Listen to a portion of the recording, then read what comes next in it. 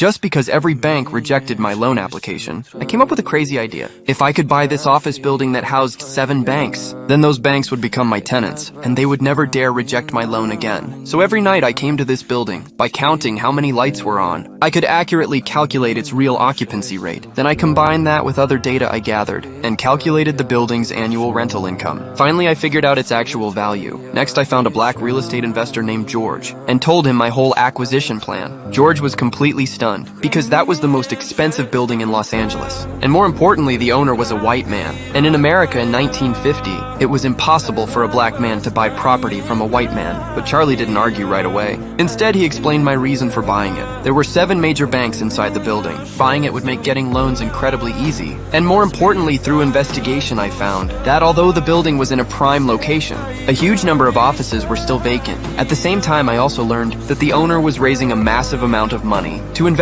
in a brand new project, and this loss-making building was the burden he was desperate to unload. George was shocked after hearing this, and he finally realized my plan was actually feasible. But there was still one major obstacle, because we were black. If we showed up ourselves, the owner would reject us instantly. So we needed a trustworthy white man, and Charlie had already picked the perfect candidate. It was Matthew, the guy who had been renovating my house recently. Even though he was just a regular construction worker, he had big ambitions, and most importantly, he didn't discriminate against black people. But when he heard our acquisition plan, Matthew was instantly bewildered.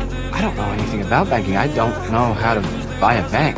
We're not actually buying a bank. We're buying a building that the banks are in. The banks are tenants. Right.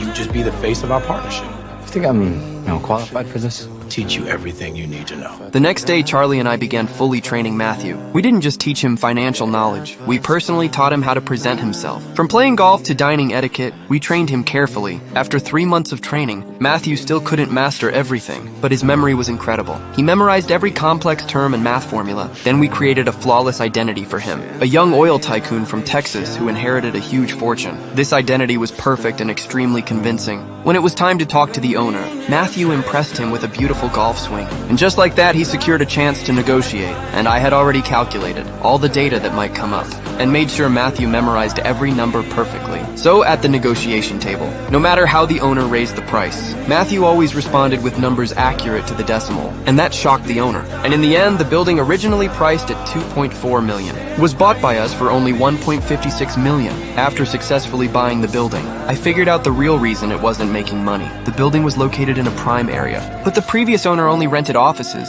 to prestigious white-owned companies. Yet big companies usually had their own headquarters, so demand for the building was low. So I immediately shifted the target to successful African Americans, like doctors, lawyers, and accountants. This group had a